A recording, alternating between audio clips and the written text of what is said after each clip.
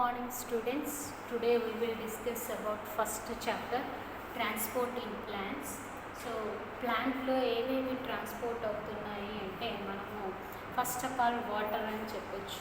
Water and లీఫ్లో తయారైనటువంటి food material. So water అనేది లోయెస్ట్గా ఉంటుంది, ఓకేనా. సో సాయిల్లో ఉన్నటువంటి వాటర్ అండ్ మినరల్స్ని ఈ రూట్స్ అనేటివి అబ్జర్వ్ చేసుకొని సో ప్లాంట్ యొక్క అన్ని పార్ట్స్కి ట్రాన్స్పోర్ట్ చేస్తాయి. అదేవిధంగా లీవ్స్లో తయారైనటువంటి ఫుడ్ అనేది సో ప్లాంట్లో అన్ని పార్ట్స్కి అది ట్రాన్స్పోర్ట్ చేస్తుంది.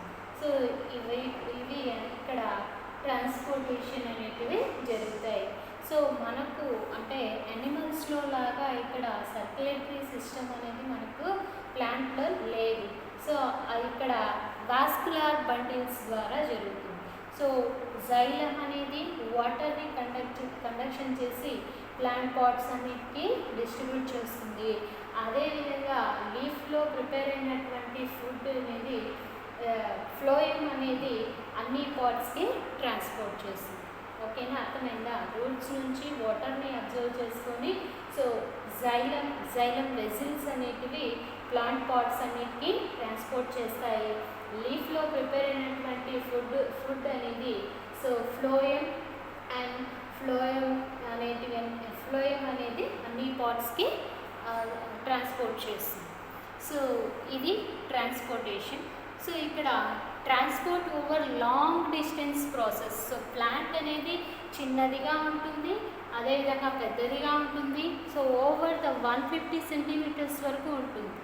సో అంత లాంగ్ డిస్టెన్స్ ఈ కింది నుంచి వాటర్ అనేది వెళ్ళాలి అంటే సమ్ ప్రెజర్ అనేది కావాలి.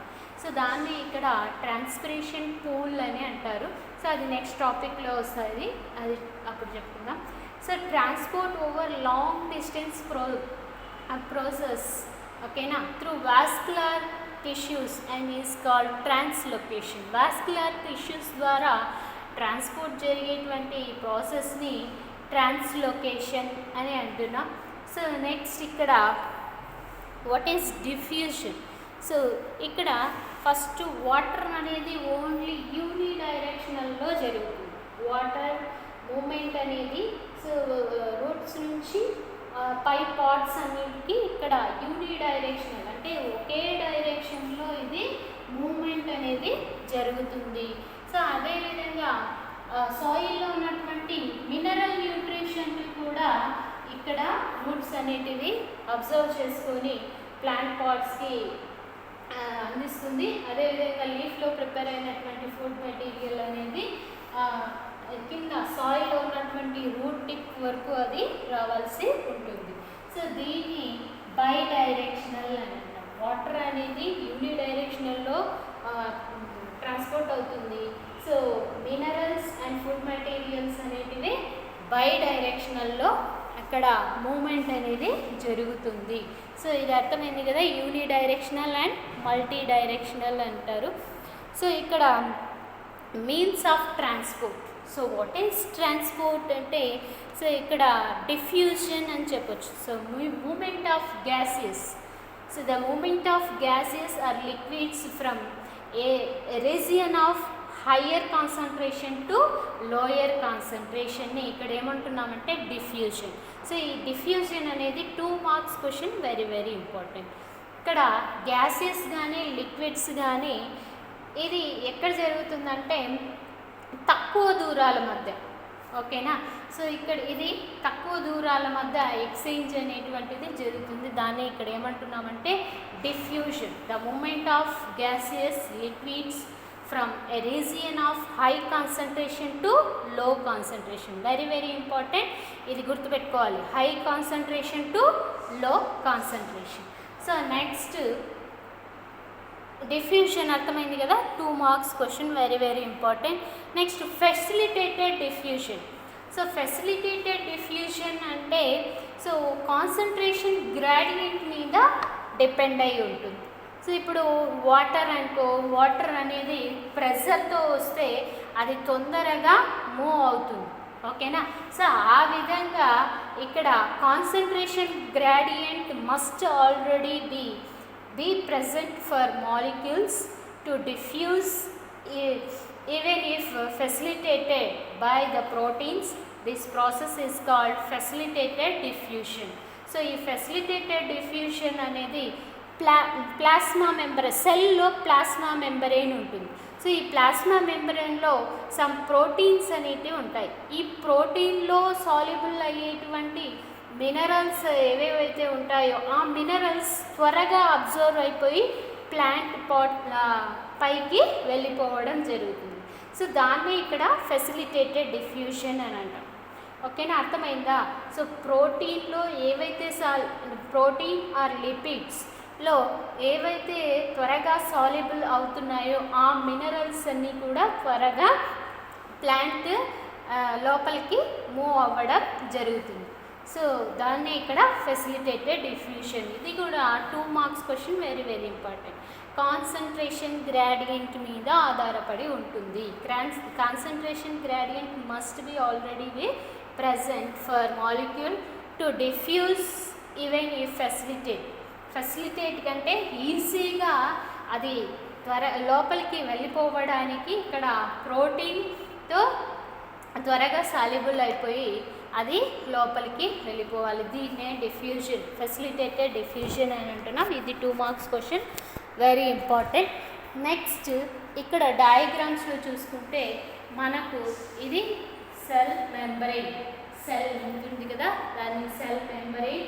నెక్స్ట్ ఇక్కడ ప్రోటీన్స్ అని చెప్పాను కదా, ఈ ప్రోటీన్స్ అనేటివి ప్రోటీన్స్ ద్వారా అవుటర్ సైడ్ ఉన్నటువంటి మినరల్స్ ఏవైతే ఉన్నాయో సో అది ప్రోటీన్ ద్వారా ఇక్కడ హ్యూజ్ పోర్స్, ఈ ప్లాస్మా మెంబ్రెయిన్లో సమ్ పోర్స్ ఏర్పరిచి ఈ ప్రోటీన్స్ అనేటివి మినరల్స్ని లోపలికి పంపించడం జరుగుతుంది.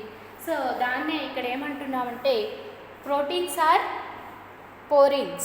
Porins are proteins that form huge pores in the outer membrane of plastids, mitochondria and some bacteria, allowing molecules up to the small proteins to pass through. ఓకేనా, so ఇక్కడ ఈ plasma మెంబ్రెయిన్లో ప్రోటీన్స్ని ఇక్కడ ఏమంటున్నాం పోరిన్స్. ఇది కూడా 2 marks question, very important. Proteins are porins that form huge pores in the outer membrane of plastids and mitochondria. Plastids, chloroplast, plastids ని ఇక్కడ ఏమంటాము క్లోరోప్లాస్ట్. అదేవిధంగా మైటోకాండ్రియాల్లో కొన్ని బ్యాక్టీరియాస్లో ఈ పోర్స్ని ఏర్పరుస్తుంది. ఎందుకు అంటే అంటే స్మాల్ సైజ్ ప్రోటీన్స్ ఉంటాయి, బిగ్ సైజ్ ప్రోటీన్స్ ఉంటాయి. ఆ హ్యూజ్ పోర్స్ ద్వారా small size and big size proteins అనేటివి ప్లాంట్ పాట్స్కి ట్రాన్స్పోర్ట్ అవ్వడం జరుగుతుంది. సో ఇది ఈరోజు మన టాపిక్. నెక్స్ట్ ఏంటంటే passive symport and antiport. So మనం ఫస్టే చెప్పాము యూనిడైరెక్షనల్ అండ్ మల్టీ డైరెక్షనల్. ఓకేనా, యూనిడైరెక్షనల్ అంటే ఒకే డైరెక్షనల్లో, ఇది సెల్ మెంబ్రెయిన్. సో ఇక్కడ మాలిక్యూల్స్ అనేవి ఓన్లీ 1 మాలిక్యూల్ అనేది ఒకే సైడ్ అది మూమెంట్ జరుగుతుంది. దాన్ని ఇక్కడ ఏమంటున్నామంటే యూనిపోర్ట్.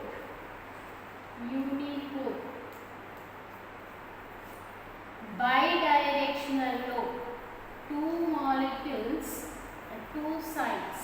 చెప్పాను కదా, వాటర్ పైకి వెళ్తుంది, మినరల్స్ పైకి ట్రాన్స్పోర్ట్ అవుతాయి, లీవ్స్లో ఉన్నటువంటి ఫుడ్ కింది పాట్స్ అన్నిటికీ ట్రాన్స్పోర్ట్ అవుతాయి. సో ఇక్కడ బై డైరెక్షనల్లో both molecules cross the membrane. So 2 molecules అనేటివి ఇక్కడ సెల్ మెంబ్రెయిన్ని క్రాస్ చేస్తున్నాయి. సో దాన్ని ఇక్కడ ఏమంటున్నామంటే యాంటీపోర్ట్, యాంటీ డైరెక్షనల్, మళ్ళీ యాంటీపోర్ట్.